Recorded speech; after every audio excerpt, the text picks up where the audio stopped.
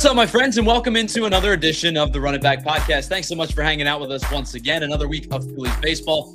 Tyler Zulli, Frank Klose hanging out with you on a Wednesday afternoon as the Phillies have an opportunity this afternoon, in fact, to sweep out the San Diego Padres and win what would be their seventh series in 8 tries, or seventh series in 9 tries, I should say now, after the series lost to the Cleveland Guardians. But I would say that this is a pretty straightforward piece of conversation prior to last night's game and really prior to the series. The last week, to me, Frank, it seems like pitching good, hitting not so good, at least from the right side of the plate. 4 runs in the Guardian series, and you're not going to win many series when you score 4 runs. Now, I have to give a lot of credit to Parker Messick and Gavin Williams. You know, they did a really nice job of stifling the Phillies lineup. That's a pretty underrated pitching staff in Cleveland. But, you know, that was a low-scoring weekend series, and then they go and take 2 in a row against a pretty good Padres team and have an opportunity to sweep the series out today. So I guess just before we get going, kind of an up-and-down week, kind of a middling week, if you will. What's been your thoughts so far since the last time that you and I have spoken? Well, you know what? When we talk about running the season back, I think we're seeing what the concerns were, that the pitching would be really, really good. At least that's leveled out, right? You know, we're worried about pitching in the beginning of the season. I think the pitching has demonstrated that they are just fine. And then it also reinforces what we thought all along, is that the bats just simply aren't good enough. And you need some new personnel in this Phillies organization. And so I think you needed this reminder, because the Alec Boehms of the world played well for a little while, then kind of, hit the wall to a certain extent again. I didn't want to see the Phillies get too comfortable thinking that everybody was fine. I do want to see this Phillies team get additional resources this trade deadline. Excuse me. Of course, the offseason's a whole other story. But I didn't want anybody to feel like everything was just okay and you could just roll with this till the end, because we see those holes back that we kind of expected with an offense that was largely returning. Yeah, and we talked about it last week, and I think it's the running theme. Probably for the last 3 years, it's been the running theme. I mean, this starting pitching right now is humming. You know, Aaron Nola has had some up and down, actually I should probably say a lot of down over the last couple of weeks. He provided a fairly solid enough start last night against the Padres, 2 runs over 5 innings. But the rest of the rotation, Painter's been excellent the last couple of starts. Luzardo has obviously shaken off that early season, whatever was going on early in the year. And, you saw in the first inning of Monday's game against the Padres, base hit, walk, bases are loaded, nobody out. He goes strikeout, weak ground ball, ends up giving you 6 shutout innings. He's been excellent. Sanchez and Wheeler might be top 5 in Cy Young voting at this current juncture. Like, you think about those two, Mizorowski, Skeens is going to be in there, obviously. Ohtani's still at, under 1 ERA. But those two guys are your stalwarts. And the reality is, like, your starting rotation is good enough to win and get you into the postseason. And that's how it's been for the last couple of years, assuming that your deficiencies in the right-handed side of your lineup don't bog you down too much. And there's been pockets where it has and pockets where what hasn't been as big of an issue, because Schwarber's hitting and Harper's hitting and Marsh is hitting and Stott started to hit a little bit. But I think it's pretty easy to define what this team is. This team is a really good pitching staff with an inconsistent lineup. Very, very true. I mean, I think as constructed, this team will make the playoffs. I would tend to agree. Yeah. I mean, I think the pitching alone does it. I mean, last year, now not that it's going to play out this way every year, but the NL wild card that went to the Reds, they won 83 games. Now, I think you need more than that. But the Phillies are game over 500. I mean, if they play at the same 509 clip, they're going to probably have a real shot of the playoffs, even just at that clip. But we know they're playing better than that 10-game losing streak was. So, by the way, the Cubs lost their own 10 games in a row right now, which really is surprising to me. But Cubs are in free fall right now. I mean, for as good as they looked when the Phillies faced them early, it's unbelievable. So, but at any rate, I think the Phillies have enough momentum on the pitching side to get to the playoffs, but I think nobody will be satisfied with simply making the playoffs at this point. This is a Phillies team that was built to do more than that, and they got to fill in some of those gaps. Well, and the big excuse me, the big issue that we've talked quite a bit about this season is the right-handed bats, the right-handed bats, the right-handed bats. Trey Turner has had a 65-point dip in WRC plus from last year to this year. He was the NL batting title leader this year. He's hitting somewhere in the 230s this year. JT Realmuto had a home run last night, as did Trey Turner, by the way, but those two guys have really struggled. Adolis Garcia is, right about the 200 mark, and his slug in the month of May has been about 240. It's been a rough start to the season for him. Your righties just really aren't providing you a whole lot.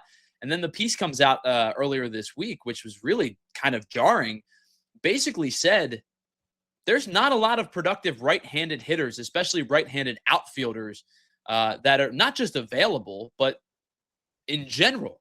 I think the OPS of all right-handed hitting outfielders were somewhere in the 650 range. And by the way, that includes Aaron Judge, who might be the best hitter on the planet. So if you take Aaron Judge away, that number decreases a little bit more. The seriousness of the nature of the lack of the dearth of right-handed hitters in the outfield, it's not just the Phillies that are going to be looking for a right-handed power bat come trade deadline or thereabout. It's going to be a lot of teams that are looking for a serviceable right-handed bat. And I think a lot of teams are going to, they're going to go fishing and come up empty because there's just not that many available that are going to be on teams that think that they're eliminated. Yeah, that's a real problem, and I think that says a lot about this past offseason too. I mean, the Phillies didn't have a lot to choose from the bats on the line in the offseason availability. That's why I think Otto Kemp they were like, okay, we might as well try Otto Kemp first. Just because, we mentioned Robert F. Snyder. That was the name we kept coming back to as a good platoon bat. But beyond that, I mean, nobody really stood out. And a lot of the ones that might have gotten mentioned, they haven't worked out for their respective teams either. So the Phillies are going to have to be really, really creative if they're going to find a way to get some of those right-handed bats. I think if you add a couple of them, I mean, it would just make a huge difference. Yeah, I think it's. I don't want to say that it's going to be a marginal ad because I think a lot of people would be not happy with a marginal ad, but I don't know if the ad is going to be the big swing for the fences type of one that, that maybe you and I were expecting that or hoping for. Maybe a lot of people were hoping for at the trade deadline. Like you think about last year, one of the names that I was really high on in adding to the lineup was Ramon Laureano, who the Phillies are seeing right now. Laureano had a heck of a first half with the Baltimore Orioles. They traded him to San Diego. He's really struggling this year so far. It's not nearly been as successful of a season as it was for the 2025, especially the early portions of 2025 in Baltimore for Laureano. Like when you start to think about those types of names, the guys that you saw last year that you maybe had some intrigue with, I don't know how many of those guys are going to be available come early to mid-July, especially like we've talked about plenty, the addition of these wildcard teams over the last couple of years. There's basically 20 teams that think they could be a postseason team. Now, there's probably really 6 or 7 true contenders, but if 16, 18, 20 teams are like, hey, we might make a playoff push, are they going to trade even a marginal asset, an auxiliary asset, if it means that it's going to hinder them in making that postseason push? Yeah, and let's be honest, they don't have a lot of talent at the minor league level that is near major league ready. So, I mean, it's one thing to pick up a marginal player and trade a low A. Maybe he makes it, maybe he doesn't kind of player. But, I mean, a AAA, the Phillies don't have a lot that seems ready to rise to the major leagues. A lot of these deadline deals, they take the AAA player and plug them in their field anyway, but you got to go to Double-A to get a couple of the prospects that seem to have a shot of rising relatively soon, but there's just not a lot in the Phillies system right now. And I'm looking at some of the OPS leaders, and now understanding that anybody near the top, unless they are in an Alex Rodriguez and the Texas Rangers situation where the team is trash with the MVP sitting on it, which I don't believe is the case anywhere, with perhaps the exception of the Los Angeles Angels, which I'm sure we'll get into in a little bit. You look at the top of the OPS leaderboards, it's either left-handed hitters or guys that aren't going to go anywhere from their current spot. Like I'm going down the list, and the first name that comes up that I see that is a potential trade piece is Byron Buxton, who is the 14th on the OPS list with a 901. Now, I don't know if the Twins are going to move Buxton. They were adamant about not moving him last year. He was adamant about not moving last year when they gutted their entire team. And they're not, they played better than expected early in the season. They're starting to fall down in the standings a little bit. Obviously that's a name that people would have a ton of intrigue in. They had a ton of intrigue last year. The injury history is well documented. But when he's on the field, he's a super successful right-handed hitter and a very good center fielder.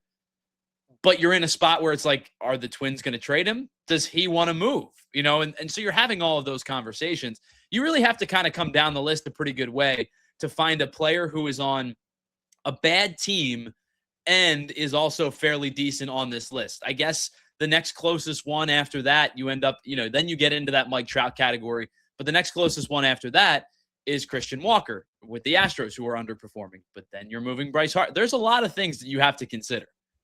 The Phillies have said they're not moving Bryce Harper. Would they? See, I like the name Walker a lot. I thought he made sense a couple of years ago if he was available. But I don't know. I don't think they need any more first base or DH types, which complicates this a little bit more. Stalwart defender, always has been one of the best defensive first basemen in baseball. A couple years ago, really strong hitter. I think it was last year, kind of underperformed a little bit. Mm-hmm. This year, back to being a much stronger hitter, right-handed hitter. But you're right. You would then have to make the call of, is Bryce Harper going back to play right field every day? Because obviously nobody's DHing. You have your stalwart DH. So if you're acquiring a first baseman, then you're having the conversation of, is that the guy that Harper has said, I'll move back to the outfield for?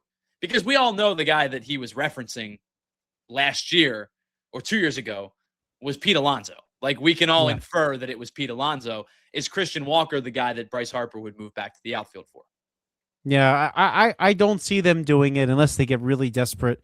But who knows? Maybe they feel really desperate come July. I mean, this is as you said, this is going to be a really hard position to fill. The right, I'm not in terms of where they play on the field, but just a right-handed bat that you could stick somewhere, and preferably not at first base or DH. I mean, that limits your options dramatically. Now, Buxton, his contract makes you a little nervous, but you almost have to roll the dice. Yeah, the Walker conversation, I was just looking at some of his numbers, like all of the things that you're looking for in a right-handed hitter, barreling the ball, hitting the ball hard. He's got 15 home runs. His OPS is 862, which would very squarely put him third on this lineup by quite a bit after Harper and Schwarber. There's a lot to it. There's a lot of intrigue there because of it. But again, right, you bring up contract with Buxton. Contract with Mike Trout was, I know you are in the heart of Mike Trout territory in South Jersey, when you do your 97.3 work. I'm sure you probably get that 17 times a week in your mailbag segment. Every summer in the mailbag, get a Phillies trade for Mike Trout. How about the Phillies trade? Or what if we package so-and-so? Can we get Mike Trout? Look, that contract is just insanely bad. You're talking, if you think the Phillies are spending too much on right field right now, $37 million a year for the next four and a half seasons. I just can't justify that kind of risk. If it was 2 years beyond this one, maybe you don't want to do it, but you consider it. Or now, look, I'd pick up the phone and say, all right, how much of this will you eat? But then the Angels are probably like, well, we might as well keep him at that point because he's our franchise face and they don't have a lot else going on. So, it almost is better for them to eat the money. If they're going to eat the money, they might as well have Mike Trout.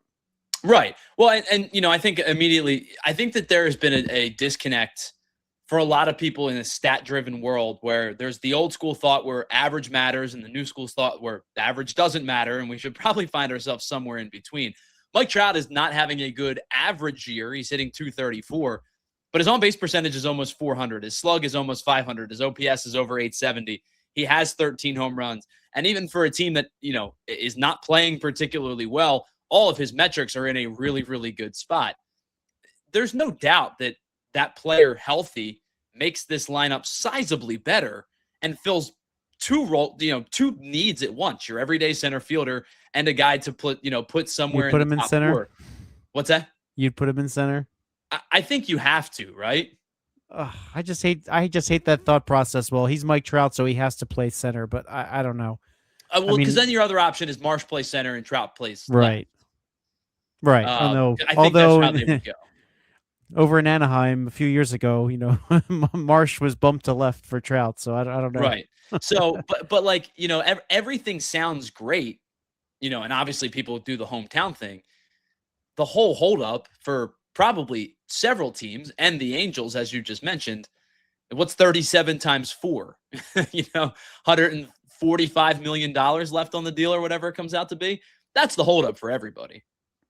Yeah. Now, there's another player on the Angels that gets a lot of attention, Joe Adell, Who I wanted very much last year, and he outpriced himself because he played so well in the middle of the season. and he's picked up the defense. Defense was not something he was known for, and he's done a tremendous job of late. Made some really nice plays.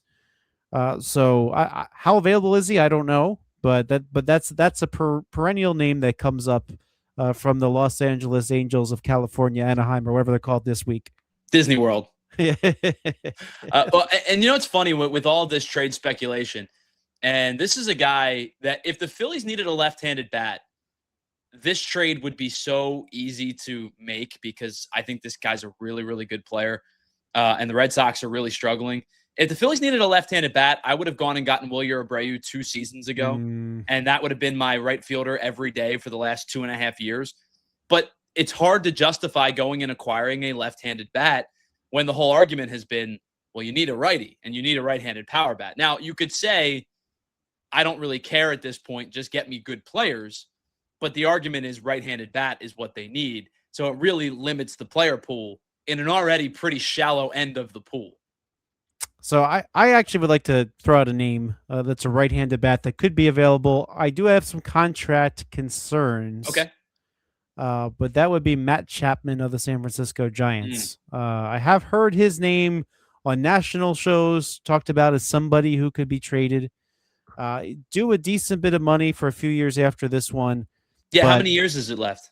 I believe 3 after this one. I Right. think it was a 7-year deal with San Francisco he signed, but I have heard at least some whispers that he could be available. And if I'm dealing with San Fran and I have to give up something, I would also in the same trade say, all right, give us Harrison Bader back. I'm dead serious about this, because, yeah, he got off to a terrible start. Yeah, it's hitting 190. But his OPS in May is over 8. Okay. So I think he's kind of come along. And at least just to have another piece, have another person who can actually play center field, like that just, I think that's important too, because you saw when what happened when Marsh and Crawford at the same time got banged up. What happened? They throw Adolis Garcia out there. So I think that the $10 million a year that Bader gets is not a lot, even if he's defense only. But I think that would be a mental boost, and it's an extra right-handed bat to have around. So there's no doubt in my mind the Giants are going to look to move some players. I think that there's a chance that this is a one-and-done managerial situation too. Like Tony Vitello seems to not really have a command of this team. They have their Devers problem, which has been a problem all year. I can't believe they picked him up. I never thought that would ever work out. Yeah, because here's the thing with Devers, and I've said this for a while. Like his bat was starting to slow down, and he was beating that. Right, he was still good enough. Last year he had 30 some odd home runs. This year the bat is even slower, and you can tell he's a different hitter. I mean, he's a much different hitter because of it. But they have their Devers problems. Like, I don't think they're moving Casey Schmidt, who's having a pretty good offensive season. They've already moved Patrick Bailey. I think they're going to be a team that is going to look to make trades. Do they move Jung-Hoo Lee? Do they move Matt Chapman? Chapman's intriguing because you know what you're getting from him. Like you're going to get, maybe he's not the same platinum glove type defender that he was a few seasons ago, but he's still an excellent defender.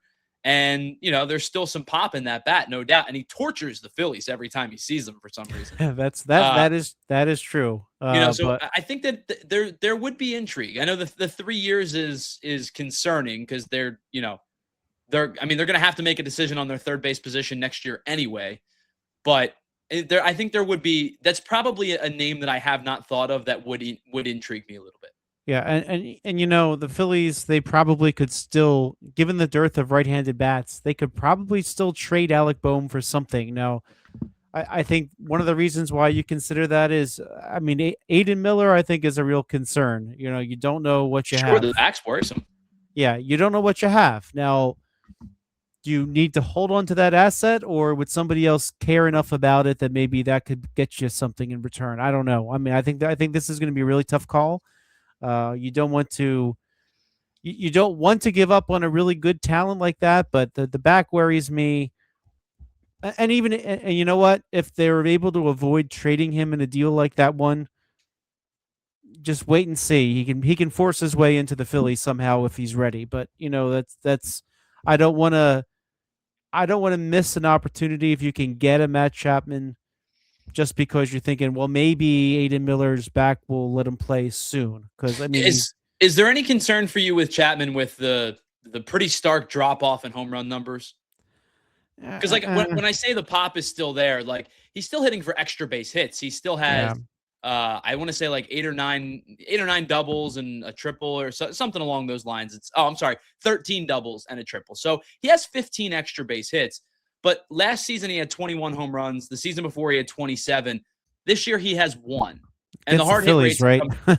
come. What's that? Was it against the Phillies? I don't I, know. I try to remember. I don't know. I'm um, just used to him hitting them against the Phillies. the hard hit rate certainly has come down a little bit, but I guess that would be my big concern is how steep is the drop off in the home run number, and is it because like you asked the question, is it a product of Oracle, right? Playing at Oracle Park. Well, if he played every ball he hit at Citizens Bank Park, he'd have four. Yeah, yeah. I think that though the Phillies are at a point where they got to roll the dice. I mean, they did. I mean, Adolis Garcia was a roll of the dice.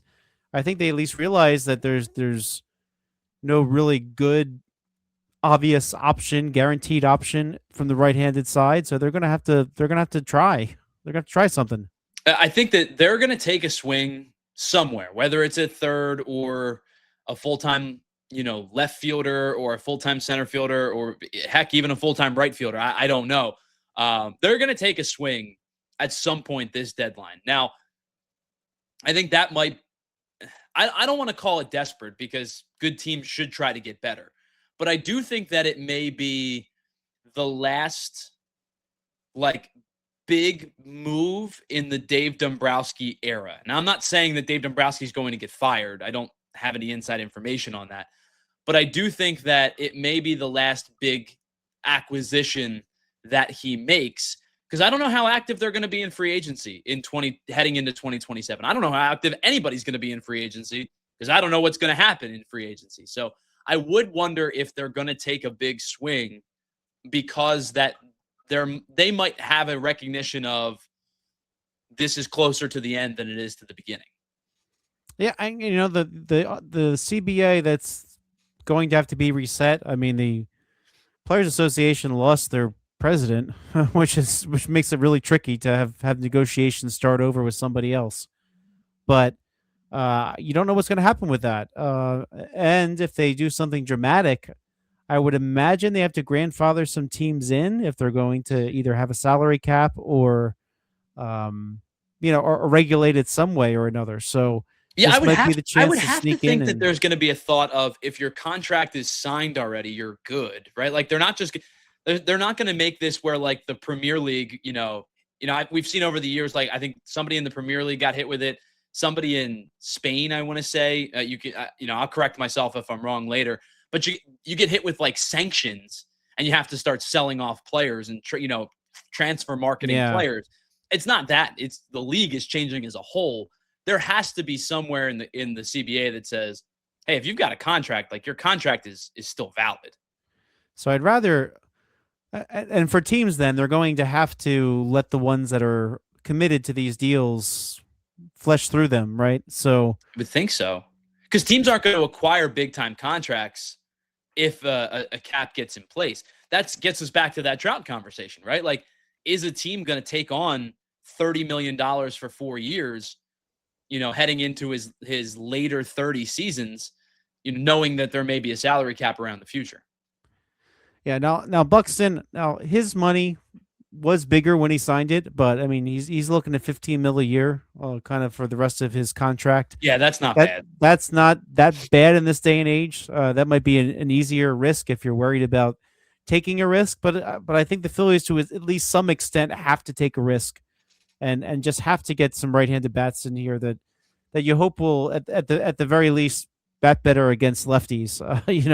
Um, I, you can't just take all the games off against lefties because all the other teams are like salivating and they're going to acquire the extra lefties for their bullpens exactly with that in mind. Now Matt Chapman has a 772 OPS against lefties.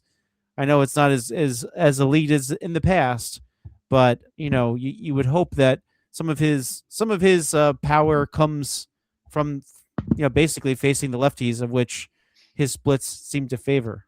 So I think the one that if we could play revisionist history on, and I will be the first to put my hand up and say I was adamantly against this move when life was taking place, because I don't have a crystal ball and I can't, I don't have 2020 hindsight vision.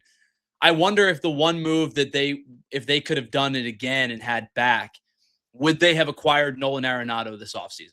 Because I was adamantly against it. The numbers last year weren't very good. He had a kind of similar to Buxton where the salary started to come back down a little bit, but he's having himself a really good year. Now his May's been okay. His April was really, really good. But he's hitting 271 off of lefties. He's hitting 240. He's actually been better against righties than he has against lefties. But that's maybe the guy that if they could go back and do again, do you think that would have been a move that they would have considered? I wanted them to do it, actually, for being honest. I thought that you were getting a professional right-handed hitter. Okay. Maybe not the one that he used to be, but I thought they really needed that professional right-handed hitter, and I think that would have meant a lot this season. So now, hey, could he be traded if Arizona's falls off? But they have a better record right now than the Phillies. So Sure. They're interesting because last year they were on the bubble, up until the very end of that trade deadline. But I'd love to know where they're going to go long term. So I don't think they've got the resources to really add more to that. But yeah, that's a name I would have liked to have seen the Phillies get. Yeah, Arizona's been in a weird spot the last couple of seasons because there's no question that their offense has been really, really good the last few years. They last year, I want to say, were top 5 or 6 in runs scored, and they missed the playoffs because they were probably bottom 6 or 7 in runs allowed. And the other teams that were near them were the worst teams in baseball. I mean, it was the Rockies, the Nationals, the White Sox, the Athletics. Those teams were the ones that were below them that just did not have a quality pitching staff. That Arizona offense for the last couple of years has not been the problem. The health of their pitching has been. Now they're starting to get a little bit healthier. They're starting to, kind of figure things out a little bit more. And they're in the thick of the wild card conversation again. And that's probably where they should be. Yeah, that's probably a fair assessment. So again, but we were not going to know teams like this on the bubble where they're at come July 31st. I mean, this will probably go down to the wire for a lot of those teams. Are we in it? Are we not in it? Yeah, and they're going to try to get as much as they possibly can. And I think that the deadline's a couple days later than it's been in years past. I think it may be in August, in fact. Because I always used to think like, okay, July 31st was the trade deadline, and that's just how it goes. And yeah, they basically gave them the weekend this year, which is August 3rd. So like August 3rd or something like that? August 3rd at 6 p.m. Yeah, so a couple extra days. I mean, I don't know how much it buys you, but maybe you have a particularly horrendous weekend and you go, screw it, we're selling. Yeah, the idea was they wanted the games to be over with, and then they could make a deal rather than trade somebody within a game. Right. So they try to avoid that if possible. That makes sense. I mean, first of all, you don't want to get a guy hurt. Second of all, you don't want to, shorten your bench because you're holding out a player to maybe be traded. All right, so we've done a lot of kind of hypothetical conversations today. There has been some tangible stuff to discuss. And I think one guy in particular that we haven't talked a lot about, but I think it's one guy that now that he's been here now for basically, I wouldn't say a full season's worth of time, but he's getting closer to a full season's worth of time. And it just feels like when you face the Phillies, you have 24 outs to win a game. Because if you get to the 9th, Jhoan Duran is shutting you down. 11 saves now this year. I did a video today to check in on how close he was on pace to Jose Mesa's single season record. At this point in 2002, Jose Mesa had 14 saves. Mesa also appeared in 10 more games because Duran's was injured for a while. But Jhoan Duran, and I know he's given up a decent amount of hard hit contact, and his average exit velocities are a little bit higher than we'd like. But when he's on the mound, there just feels to me like a confidence of like you're winning this game.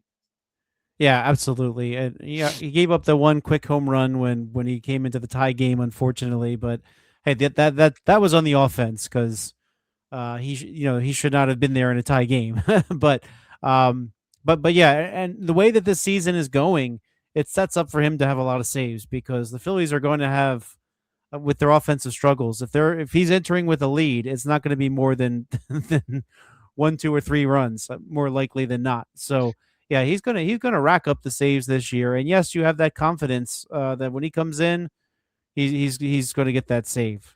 So the record is 45. Jose Mesa had 45 in 2002. At this point in Jose Mesa's season, his ERA was 3.28, I believe. Jhoan Duran's is 1.62. You have a guy who racked up a lot of saves for a Phillies team, and a 3.2 ERA is very, very respectable. Duran's is basically half of that. I mean, this guy is not giving up runs. And he's done it before. I mean, if you look at his career, I mean, last year, well, just to tick over for the season, and his rookie season 186. I mean, he's a throwback closer. I mean, think back to the eras of Billy Wagner's and the like. And a guy who wants the ball too. I mean, he's pitched now what 3 saves in the last 4 games. I think he's pitched 4 times in the last 6 games. He seems to be a guy who just wants the ball. Yeah, I love that, and he's efficient with it, and if he gets up a hit, he's not rattled. He just focuses on the next batter and gets the out. So I think he's he is something they paid a decent price for last year, and once they had that, they didn't have to worry about this anymore. Right. Yeah, it's not a revolving door of bullpen anymore, and you've said this plenty on this show. They don't have to worry about the bullpen this year, in terms of the trade deadline. Now, they have other things to worry about, but one thing they don't have to do is go get Carlos Estevez. They don't have to go out and make a late season trade for who else have they brought in over the last few years? I don't have enough time. A lot of arms, the point being, a lot of arms the last few years. They don't have to do that. The back end of the bullpen is solidified. Duran's pitched well. I know Keller's been up and down. I'd like to see a little bit more consistency, but you feel okay with him. Kerkering's been excellent over the last few weeks. Alvarado, lefty, would like to see his stuff. His stuff's too good to be a little inconsistent, but you still feel pretty strong about the bullpen. And the thought process is you're going to have to make moves at the trade deadline. The bullpen is not one of them. And rotation isn't really either, unless you want to get a depth starter because you don't have one. But come playoff time, the Phillies are set there too. So, I mean, really, this is all going to come down to the right-handed bats. It's maddeningly frustrating, and also at the same time, somewhat assuring to know kind of what the issue is in May. Heading into June. Maddeningly frustrating because until something happens, you're going to be running up against the same problem. Assuring in the sense that if you can facilitate a move, you would think that it should bolster a team from good to very good and at least give you a puncher's chance in a shortened wild card, shortened NLDS series. Yeah, I will say this though: the Phillies to the left-handed pitching dominating right-handed batting right now, the Phillies are pretty well set with the left-handed pitchers. So I do think that does bode well for the Phillies. Sure. Yeah, I mean, you 2 of your top 3 starters are, have been as good as Sanchez. If I had a vote and the season ended today, and this is not me being biased, I would vote for Cristopher Sanchez as the Cy Young. And I've been the guy that sat here and argued, like, when Zack Wheeler finished second against Chris Sale deserved to win the Cy Young. When Zack Wheeler finished second against Corbin Burns, you could have an argument that Burns didn't throw enough innings. This year, I think if you gave me a vote at this current moment, I would vote for Cristopher Sanchez. Yeah, and I think he needs to be starting the All-Star game in Philadelphia. Great. I mean, it's him or Mizorowski, right? Like that's your choices right now. I think it's an easy choice. I mean, unless you want to throw Ohtani in there, but I don't think he pitches enough. Sure. Yeah, I think that it would be, for a game that doesn't matter anymore, right? It matters to these guys a little bit because the check cashes if they have an all-star bonus. But it's not like it's the determining World Series anymore. It's nothing to it other than spectacle. I think it would be really cool to see the, hometown starter get the ball in the All-Star game. Yeah, and I assume that Schwarber would reappear in the home run derby, although Bryce Harper seems to indicate he wants to do it too. I don't know, it can't be all Phillies. You could get both. Maybe Harper does it because he's kind of more of the face of the Phillies type of thing. There's a chance you get both. I think it would be cool. Yeah. So, but yeah, to me, Sanchez has to be the starter. It's funny. A couple of weeks ago, I asked you, do they only have one All-Star? And now, just a few weeks later, I think they might get 4. Yeah, I mean, it's going to be hard. I think Schwarber has to be there for his power. I think Sanchez has to be there. I mean, you could say Duran needs to be there. That's the 3 that I thought made Harper sense. could be the squeeze, but Brandon Marsh, if he's leading the league in hitting or damn near close, I mean, does he get a shot? I mean, they had 7 the other year. I know it's hard to keep, to take 2 starters from the same team, but if Wheeler continues to pitch well, there's an argument to be made that he can make the team. Yeah. Yeah, I think you can easily make that argument as well. So that'll be really interesting to see. So what we need though is the Phillies won't be able to mess up Ohtani's ERA because he's not going to face them pitching today. He's pitching today. We'll miss the Phillies, but which is good. I'm glad to see them missing. One of the top starters, right? Even though he's a righty, they seem to. The Phillies will probably get the Dodgers tough lefties, but and you've got to run here. Like you've won a series against a good, and I know it's funny because the Padres are a good baseball team, and I look at some of their numbers, and it's like, it's a down year for Jackson Merrill, it's a down year for Manny Machado. Fernando Tatis still has yet to hit a home run this season.